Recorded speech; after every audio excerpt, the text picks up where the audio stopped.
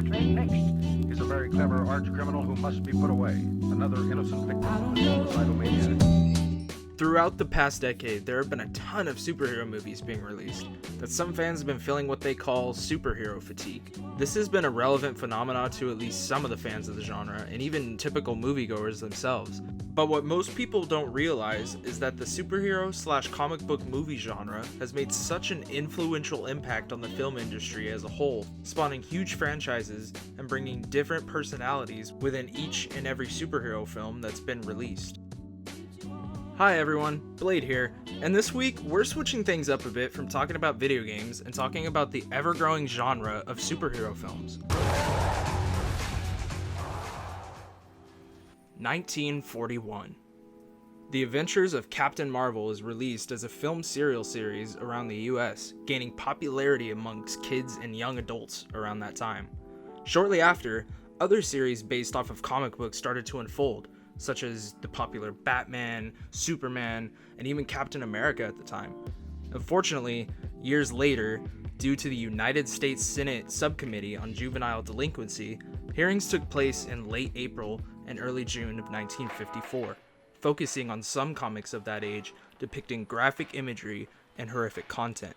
Due to bad press pertaining to a certain comic book cover that showed graphic imagery, the comic book industry plummeted, making most comic book films and shows completely vanish, minus two of the shows that I mentioned before, like Superman and Batman. Except now these shows had to depict more family-friendly content and humor.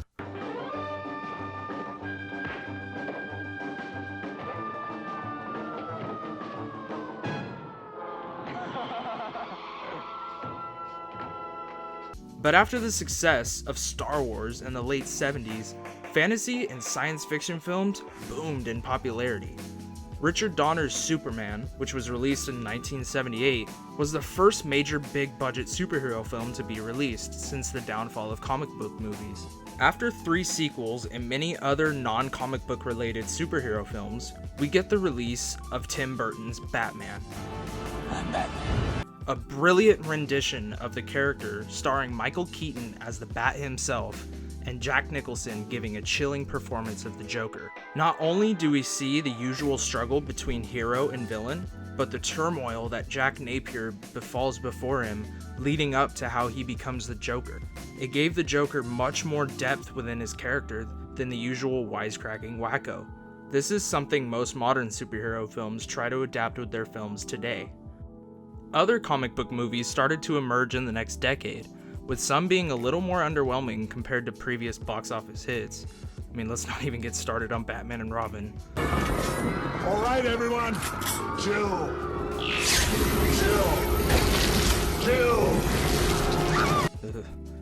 Albeit a few exceptions like Spawn and Blade, which were both movies that I watched ironically as a kid. They both brought a darker, more action-oriented tone to the superhero genre and became hits within themselves. This success sparked Marvel's transition into becoming more of a staple in the film industry into the next millennia. 2000. With advances in digital effects and rights being claimed by different studios for various properties from both Marvel and DC alike, many different movie franchises started to appear in the forefront of the new millennium. Starting all of it off that year was the incredibly well-made X-Men, which sparked a movie franchise that is still going on to this day. Then came Sam Raimi's Spider-Man series, starting in 2002, which gradually got worse by the third movie.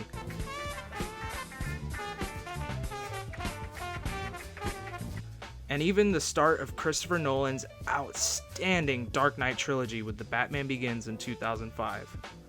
But in 2008, something different happened. Not only was the first Iron Man movie released, but this was also the start of a new generation to the superhero film genre, the beginning of cinematic universes. Iron Man was the first film in this new Marvel Cinematic Universe, with the Incredible Hulk shortly afterwards, which both had subtle end-credit scenes hinting at what was in store for the future of this universe. This became a trend with each new release in the MCU, with each new movie introducing a new hero, leading up eventually to the Avengers. And I think most of us know where the story goes from there.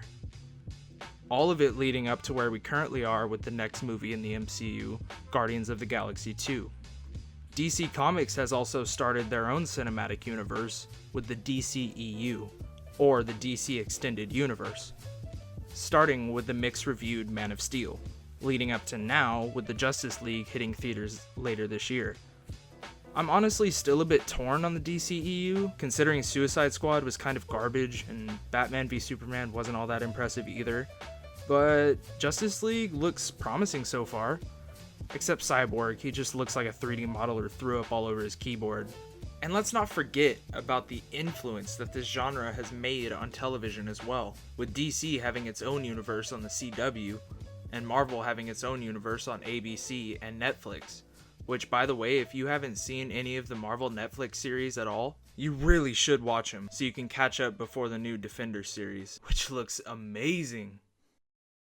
Right now, we're in a renaissance of sorts with superhero films and TV shows, and most comic book fans are very happy with the turnout that has become of this genre, myself included. But there are moviegoers out there that feel that they've seen enough of the comic book movies that are coming out. Superhero fatigue is what they're calling it. With so many of these movies coming out, I can totally understand how people feel about it. It used to be that you would only go and see maybe 1 or 2 superhero movies release a year, but now we get 3 or 4 movies a year. I mean, that's a pretty major difference if you think about it. But both Marvel and DC have plans for the future as well, both having a full movie slate planned out as far as 2020 and beyond. So, as of right now, there is no end in sight for superhero movies or shows. These cinematic universes are going to be a part of our life whether we like it or not. And honestly, I think that's a great thing. The superhero genre has showed time and time again that it can change and adapt to different styles of film. Yeah, most superhero films have your typical plotline, but other films take it a different direction. Take Deadpool, for example. While being an origin story for a wisecracking antihero, this movie is also a romantic comedy, and is potentially one of the best comic book characters to adapt to the big screen. Or the recent Logan, an X-Men solo film that is made in the vein of old westerns. It's a gritty, violent, personal story of the Wolverine that we've known and loved since the original X-Men. Even the new Thor Ragnarok looks like it'll be an entirely different tone from the previous 2 Thor movies, and that's definitely a positive thing since the other 2 were a bit underwhelming. Ragnarok looks to take inspiration from the highly successful Guardians of the Galaxy and interpret some of James Gunn's style of humor into the film.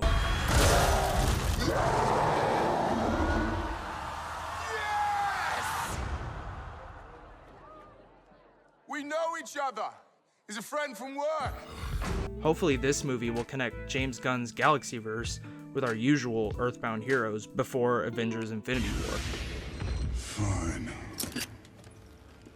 I'll do it myself.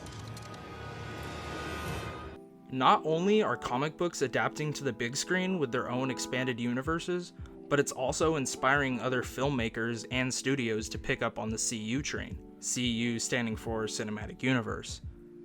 M. Night Shyamalan is starting one of his own, as well as Hasbro, Lego. There's even rumors floating around about a Call of Duty Cinematic Universe, which I don't know why you would do that, but okay. And even the legendary Star Wars series has created its own cinematic universe with the Anthology series. You could argue that Star Wars did the whole cinematic universe thing first, but it was originally envisioned just to be a film saga, and the extended universe happened to come from writers who loved the Star Wars universe. It's pretty obvious at this point that these superhero films have inspired several studios to expand their films into full-fledged worlds that they can expand upon. Now, I'm not trying to change anyone's opinion on the matter, don't get me wrong. If you feel tired of the constant releases of comic book movies, that's totally fine, that's your opinion.